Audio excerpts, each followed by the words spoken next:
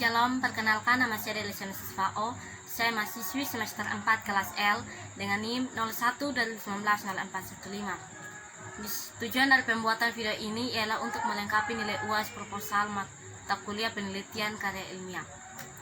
Dengan judul proposal menganalisis masalah perkawinan matrilineal pada masyarakat Belu. Yang pertama, pendahuluan A. Latar belakang. Secara umum, Kabupaten Belu dapat dibagi menjadi dua wilayah, yaitu Belu Utara yang merupakan daerah daratan tinggi atau yang biasa disebut dengan Kletek Ruin, dan Belu Selatan yang merupakan daerah rendah atau yang biasa disebut dengan Sebetes Lading. Kedua wilayah ini menganut sistem adat yang berbeda. Belu Utara dikenal dengan adat Poho dan Belu Selatan dikenal dengan adat Fehan. Masyarakat secara umum menganut sistem perkawinan matrilineal. Proses perkawinan matrilineal, keluarga pihak perempuan meminang pengantin laki-laki. Hal yang membedakan dengan sistem perkawinan patrilineal adalah ketika dalam acara peminangan, laki-laki yang menyerahkan belis kepada pihak perempuan, sehingga pihak perempuan tidak menyerahkan belis pada keluarga laki-laki. Akan tetapi, perempuan mempunyai suatu kedudukan yang istimewa di dalam keluarga laki-laki, dan orang sesuku tidak boleh menikah, dan yang menguasai harta pusaka adalah ibu yang mengikat tali kekeluargaan. Pada masyarakat matrilineal, sistem pernikahan berlangsung dengan acara pernikahan yang dilakukannya dan disahkannya secara adat dan agama, sehingga laki-laki akan tinggal di rumah mertuanya.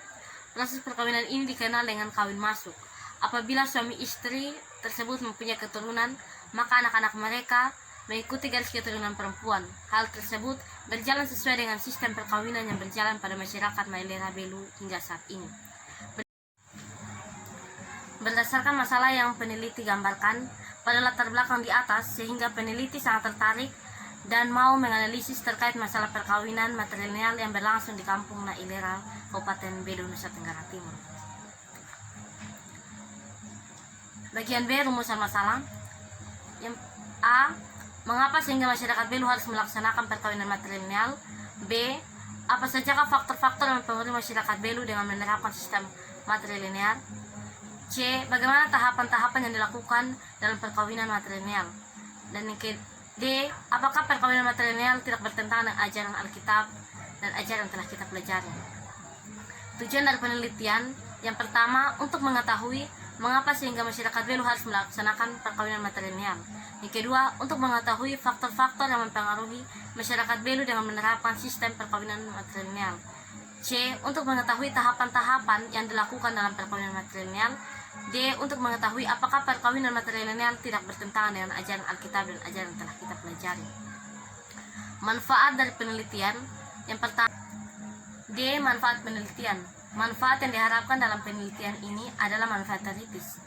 Penulisan proposal ini diharapkan dapat bermanfaat bagi pengembangan pengetahuan keilmuan dalam rumpun ilmu pendidikan agama Kristen, khususnya dalam kajian mengenai masalah perkawinan matrilineal pada masyarakat. Yang kedua, manfaat praktis. Berdasarkan penulisan proposal di atas, maka yang menjadi manfaat praktis dari penelitian ini adalah yang pertama, bagi masyarakat dapat memberikan kesempatan yang lebih luas bagi masyarakat agar dapat memahami mengenai masalah perkawinan matrilineal pada masyarakat Belu.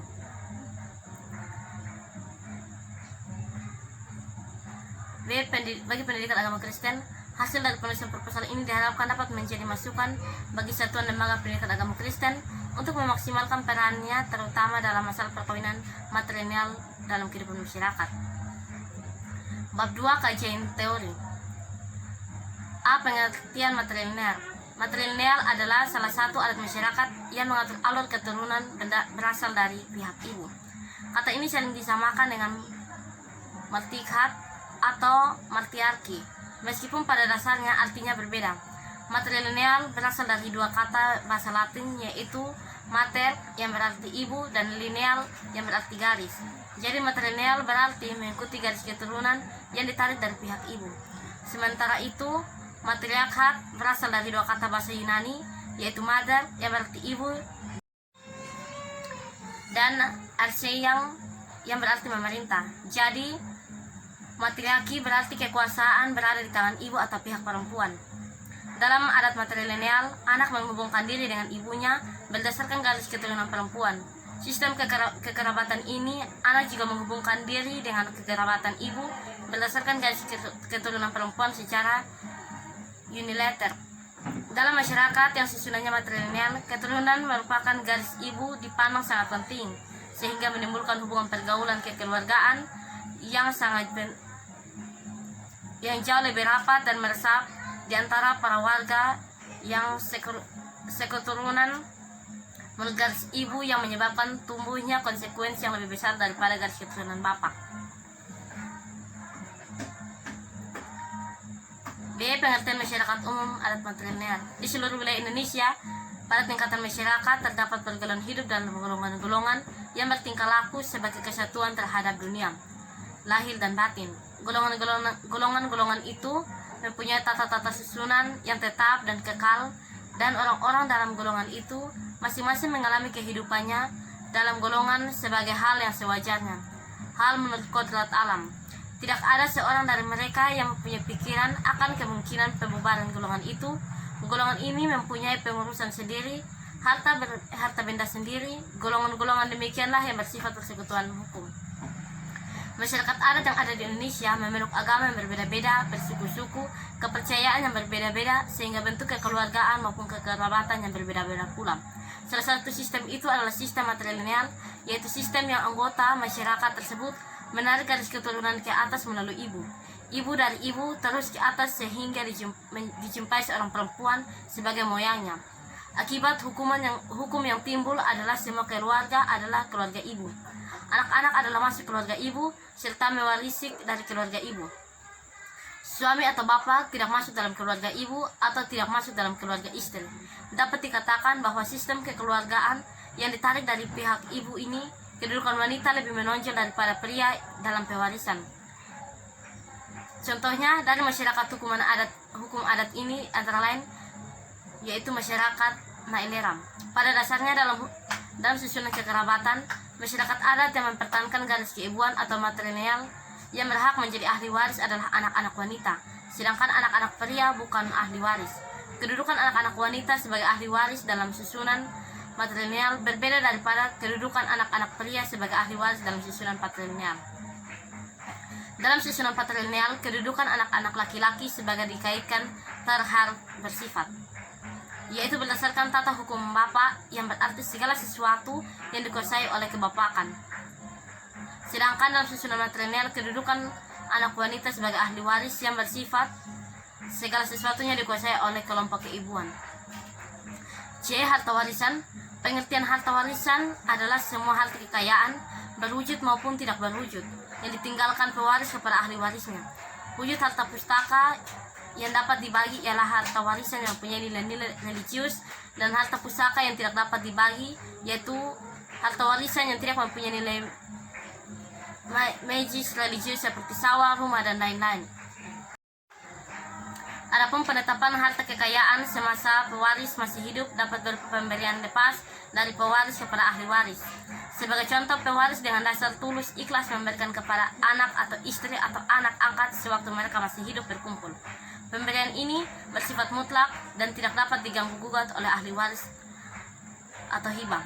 Pemberian sementara artinya pemberian untuk sementara dari harta warisan oleh pewaris pada waktu ia masih hidup kepada ahli warisnya. Harta ini sekadar untuk dinikmati hasilnya sampai kemudian hari diadakan pembagian warisan yang bersifat tetap. Ahli waris. Dalam hukuman waris pada umumnya, yang menjadi subjek adalah pewaris dan ahli waris. Demikian pula halnya dengan hukum waris adat. Pewaris adalah seorang menyerahkan atau meninggalkan harta warisan, sedangkan yang dimaksud dengan ahli waris ialah orang-orang yang berdasarkan hukum berhak menerima warisan. Dalam hukuman waris pada umumnya serta pada asasnya, yang menjadi ahli waris adalah keturunan langsung dari pewaris. Dalam hal ini, anak si pewaris ini bisa disebut ahli waris utama dan pertama.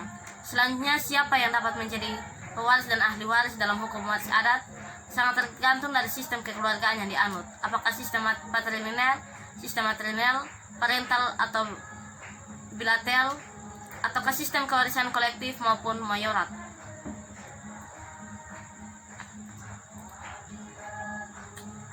Selanjutnya, kerangka berpikir.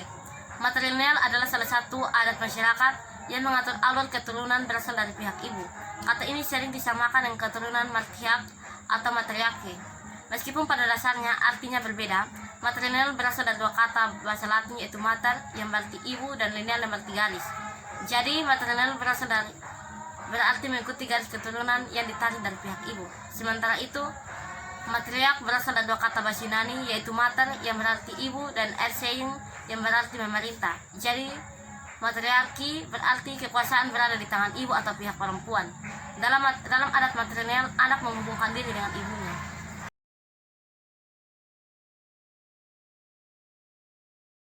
Bab 3. Metode penelitian. A. Pendekatan dan fokus penelitian. Menurut Sugiono, metode penelitian adalah cara ilmiah yang digunakan peneliti untuk mendapatkan data dengan tujuan dan kegunaan tertentu. Pendekatan yang digunakan dalam rangka menjawab permasalahan dalam penelitian ini bersifat kualitatif. Dengan fokus penelitian, peneliti akan mengkaji dan mendeskripsikan masalah perkawinan matrilineal pada masyarakat Belu dan meningkatkan minat warga belajar di masyarakat. Selanjutnya, jenis penelitian. Pendekatan kualitatif dipilih untuk menetapkan pandangan penulis terhadap sesuatu yang diteliti secara subjektif. Dalam artian bahwa penulis sangat menghargai dan memperhatikan pandangan subjektif setiap objek yang ditelitinya. Pendekatan kualitatif selalu berusaha memahami pemaknaan individu atau subjektif meaning. Inilah hasil presentasi dari saya. Sekian dan terima kasih. Shalom.